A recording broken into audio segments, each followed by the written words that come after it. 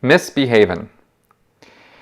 I notice in these conversations with your mom that your mother's language is still laced with Scientology's, even though she has been away from the church for a long while. I don't get the impression that she has a tendency toward identifying as an indie Scientologist who may still embrace some Scientology principles, and she certainly doesn't seem to want anything to do with the official Church of Scientology.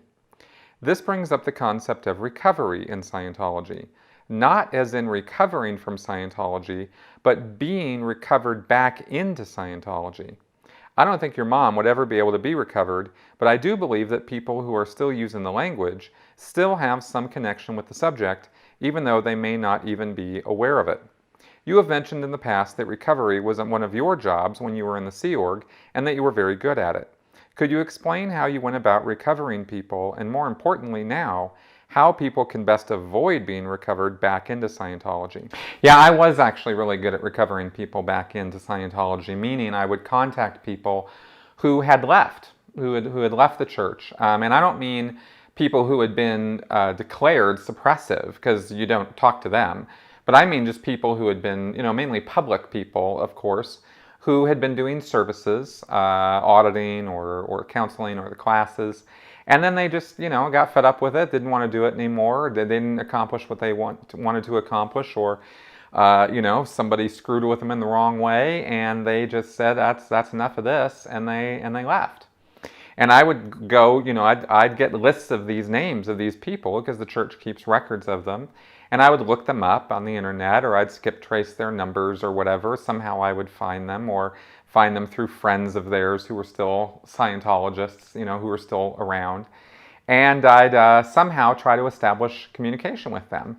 And all of this was preceded by a study of their files to find out, not blackmail, but to find out what they were doing that had messed up, that had gone wrong. Because when you're in Scientology and you believe in it, then you think the only reason somebody would leave is because something went wrong, because somebody didn't do Scientology properly on them or with them. And you want to find out what that mistake was or what that error was, and you want to get it fixed. And generally that involves trying to get them to come in to get an auditing session where that can be addressed, their upsets can be addressed, and they can be acknowledged for having had something bad happen to them, and or wrong or whatever, without the church ever actually saying, hey, what, we totally were wrong, and now we owe you money or something like that. It doesn't go like that, but it goes in such a way that the person does get acknowledged for something or someone messing up or something like that, and then getting them back on board. Now, in terms of how to do it, those are some of the mechanics of it, but once I would actually, if I could get in front of somebody, and this worked a lot, okay, and this was actually based on some advice from Hubbard. He wrote an issue, I think in the 80s, I think it was 1982 or something. It was a fairly late issue. And there was a piece of information in it that I found very, very helpful, very useful. And I don't know where he got it from or how he came up with it, but basically, the piece of information was, if a person is running into or has decided that they are stopped on something, that they've run into a brick wall and they can't go on anymore, the reason for that is because of a failed purpose. They had some desire, some goal, some purpose they were trying to achieve, and they couldn't make it. They didn't make it, and they gave up. And because they gave up, that's where the stops came from, right? Not the other way around. Not that they got stopped and then they got the failed purpose. It was because all stops, he said, come from the failed purpose. It's a little counterintuitive. And I've found in my working with people and recovering them back into Scientology and in other things too, when I'm just helping friends or helping people out, that actually has some truth to it. And the way I would do it, or the way I would use this piece of information, is I would try to get the person, if I could get them to talk to me at all, I would assure them that I was not there to get any money from them, That was always the very first thing, was I'm not here to get money out of you. I don't care if you pay me a dime. That's not what this is about, right? Because that was because that was always a sore spot for people. So I would be very friendly and I would listen very much to everything they had to say, and I truly was interested in what they had to say.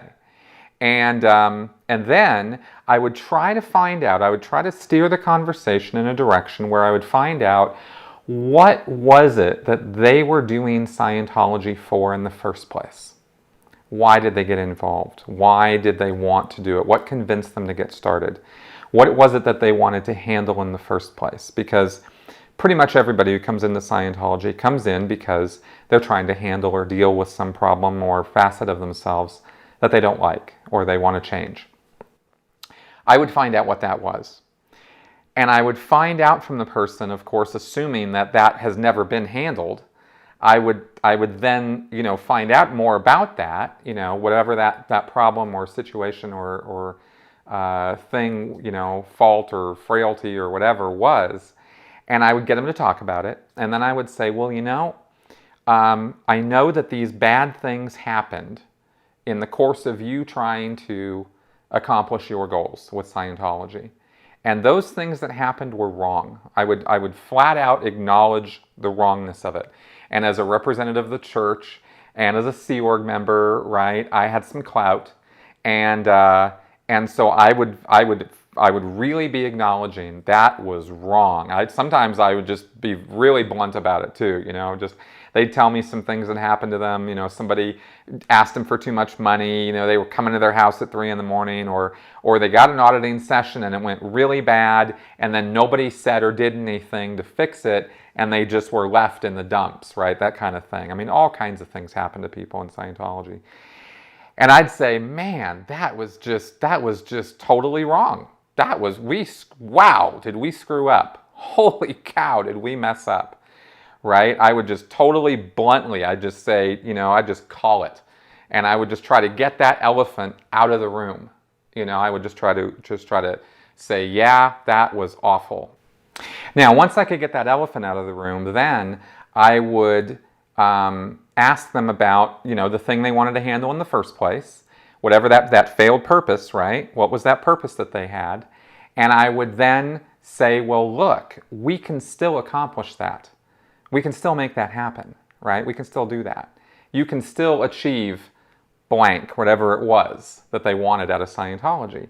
And odds are, after I had acknowledged that we had screwed up, and after I acknowledged them for, being good Scientologists who wanted to do Scientology and wanted to achieve whatever purpose they wanted to achieve, they could see that I meant what I said, that I was really honest and earnest about getting them back, and and I was very friendly. I never yelled at anybody or anything like that. Then I basically was able to convince them that to give us a second chance, right? And then I would go, to the church where they were going to come back into, and I would set everything up so that they got really Cadillac service when they came in, and they got their auditing session, or they got back in the course room and they continued on with their services, and they had a very good experience with it, when they first came back in. And once that was done, they were back on board, and most of them had money that they'd already paid the church for services, so we didn't need to get more money out of them right away, and that was the last thing I was interested in doing. I wasn't one of these, greedy, money-hungry people. My job was to just get the body back in the building, right, and get them back on service. And so that's what I did. And that's how I went about doing it. Now, as far as how you would avoid something like that, one, don't talk to them, because some of them are really good. Two, get educated. Because the ones that I did not succeed with and the ones that I did not get through to were the ones who actually went on the internet, found out what was really going on with Scientology, like for real, and I'd show up and they'd be like, yeah, no, you really don't know what you're talking about, right? And of course I didn't know what I was talking about because I didn't know what they knew. I didn't know about L. Ron Hubbard. I didn't know about his past. I didn't know about the fact he was a pathological liar. I didn't know about all those things. And so, because I didn't know, I was able to honestly do my job, right? But once you do know those things, then somebody comes along and tries to sell you the snake oil, and you know, you're not so interested in buying it anymore. So that's the best remedy I can think of to stop a recovery from happening into Scientology, is the truth. So